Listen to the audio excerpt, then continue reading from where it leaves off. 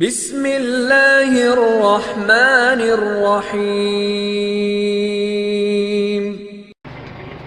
अल्हम्दुलिल्लाहि रब्बिल आलमीन वल आक़िबतु लिल मुत्तक़ीन वस्सलातु वस्सलामु अला रसूलिल करीम व अला आलिहि व अस्हाबिहि अजमईन। अम्मा बाद फ़अऊज़ु बिल्लाहि मिनश शैतानिर रजीम। बिस्मिल्लाहिर रहमानिर रहीम।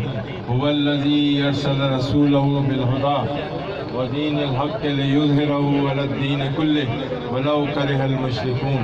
रब्बि इश्रह ली सदरी व यस्सिर ली अमरी वाहलुल उक़दतम मिन लिसानी यफ़क़हू क़ौली। सदक़ल्लाहु मौलाना अज़ीम। दोस्त कोहाय दादला मुहिब माराए खासन खलीलन सब क्यों सहाय इन्हें मन आहे उन गाल इसरार दी। बलगल उला बिकमालिही कशफत दुजा बिजमालिही हसनत जमी व खिसालिही सल्लू अलैहि व आलिही। मोहतरम पगदार सरदार गुलाम सरवर साहिब पालारी ऐं मुंहिंजा ॿिया अज़ीज़ मोअज़्ज़िज़ साथियों ऐं कोहिस्तानियों, अस्सलामु अलैकुम वरहमतुल्लाहि। अदा असां हिन अफ़सोसनाक वाक़े में असां तव्हां सां गॾु आहियूं। असांखे वॾो ॾुखु थियो आहे ऐं हक़ीक़त हीअ आहे त हीउ ज़ुल्म जो निज़ाम आहे हिते सॼे सिंध में ऐं ज़ालिम मुसलत आहिनि ऐं पुलिस स्टेट थी वई आहे सिंध। ऐं हीअ तव्हांजो ख़ासि तौर ते हीउ इलाइक़ो जंहिंमें अरबनि रुपयनि जा माल वठी था वञनि, यानी हितां रेतियूं ऐं करश खणी था वञनि ऐं तव्हांखे कुझु नथा ॾियनि।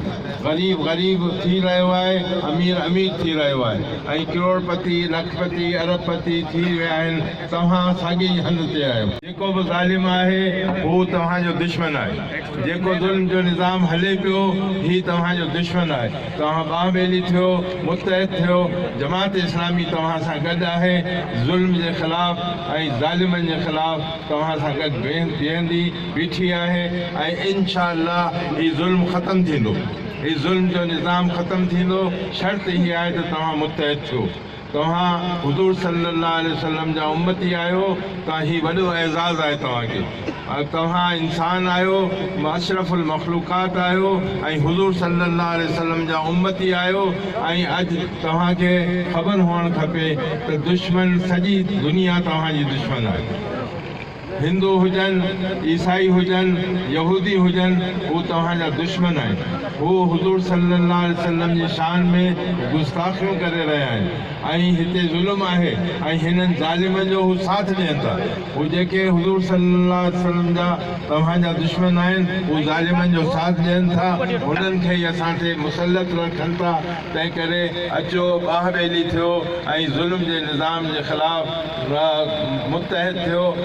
ऐं इस्लाम जो निज़ाम आणियो, निज़ाम मुस्तफ़ा सल्लल्लाहु अलैहि वसल्लम आणियो त हीअ जेके तव्हां सां ज़ुल्म थी रहिया आहिनि हिते इलाइक़े में कोहिस्तान में, इंशा अल्लाह इहे ख़तमु थींदा ऐं सॼे सिंध मां ज़ुल्म ख़तमु थींदा। शर्त हीअ आहे त तव्हां उथो ऐं ॿाह ॿेली थियो, मुतहद थियो ऐं हिकु जान थियो, यकजहती कयो ऐं हिन ज़ुल्म जे निज़ाम खे ख़तमु कयो। अदल जो, इंसाफ़ जो निज़ाम अचे ऐं माण्हुनि खे हक़ मिलनि। ऐं हिते न तालीम आहे, न अस्पतालूं आहिनि, न हू सहूलियतूं आहिनि, न हू हक़ जेके तव्हांखे मिलणु खपनि। अरबनि रुपया हितां कमाइनि था माण्हू, तव्हांखे कुझु नथा ॾियनि। तंहिं करे ऐं वज़ीर आला खे बि चवां थो त वज़ीर आला साहिबु, हीअ जेका कुझु थियो आहे हिन ते तव्हांखे अचणु खपे हिते ऐं ताज़ियत करणु खपे ऐं हिन मुक़दमे खे हलाइणु खपे ऐं हुननि सां जेका जुठ थी आहे, FIR पूरी दाख़िल थी आहे, ख़तमु थियणु खपे। असां तव्हां सां गॾु आहियूं। इंशा अल्लाह जमात इस्लामी हिन केस में ऐं ॿियनि मामलनि में बि तव्हां सां गॾु आहे। जमात इस्लामी यूथ बि तव्हां सां गॾु आहे। जमात इस्लामी समूरी तव्हां सां गॾु आहे ऐं जमात इस्लामी सिंध जी तरफ़ां यकीन ॾियारां थो त इंशा अल्लाह हीअ FIR ख़तमु थींदी। कूड़ी FIR आहे ऐं इंशा अल्लाह इंसाफ़ मिलंदो। आख़िर दवाना।